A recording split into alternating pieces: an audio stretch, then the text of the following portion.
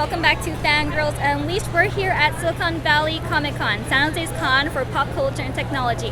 There's cosplayers, Artist Alley, NASA, and so much more. So sit back, relax, and let's see what this con has to offer.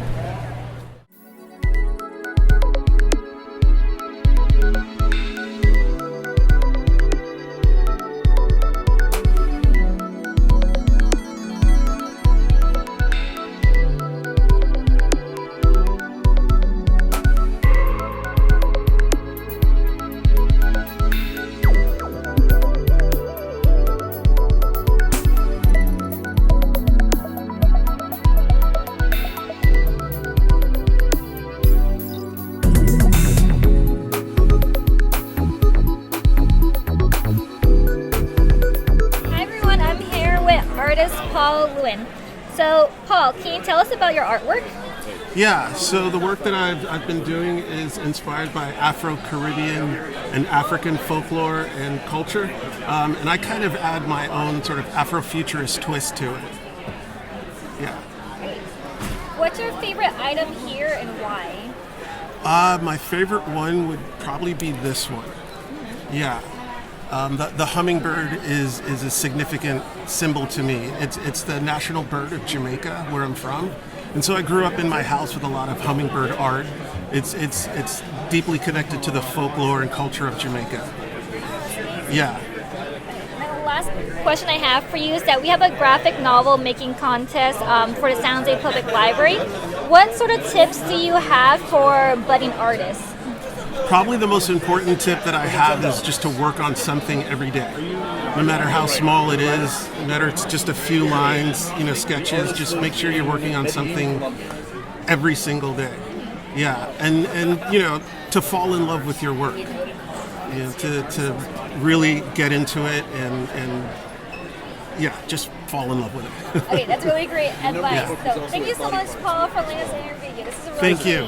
Awesome. Thank you. Hi, so can you tell me what you do at NASA? I am the Space Biosciences Deputy Division Chief, and I kind of run the infrastructure proceedings of our organization, and we do life sciences research. We have a engineering group and also a flight implementation branch. So Hollywood has been coming out with lots of space movies. In your opinion, which movie has the most accurate depiction of space?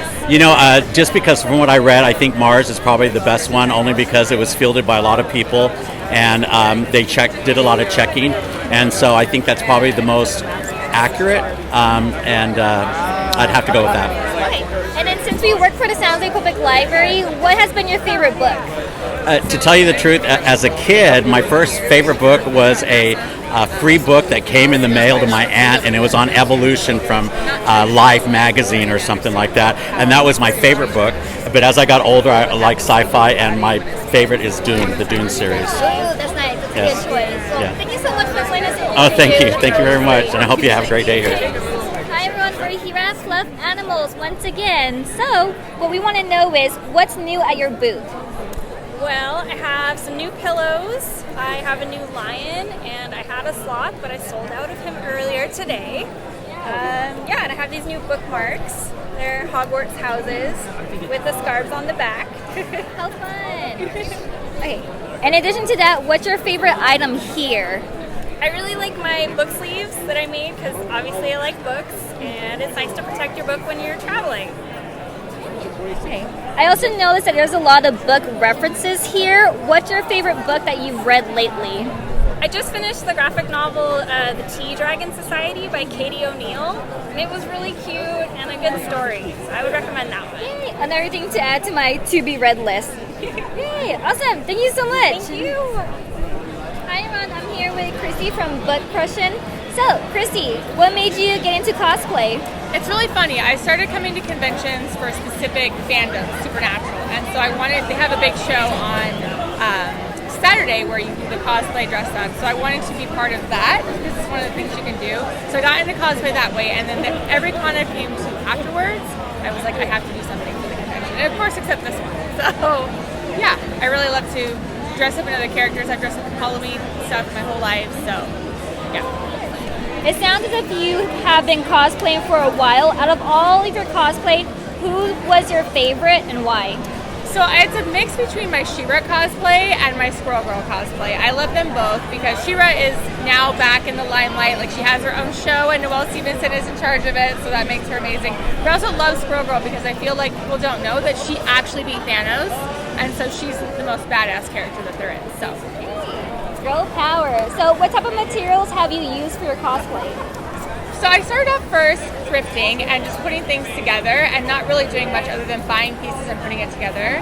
And then now I've kind of moved into foam, which has been kind of an interesting thing to look at and to learn about, just watching YouTube videos and things like that. And I've also done some makeup work. So when I did Todoroki, I wore the burn scar, and so it was interesting to be able to learn how to make a burn on my face.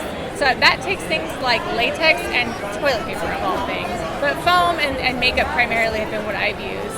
And I want to do a big cosplay where I do a lot more foam than just the small that I've done, but I'm super nervous about it. Yeah, baby steps. Baby steps, that's right. Yeah, well, thank you so much for letting us interview you. It was a huge treat. Thank you.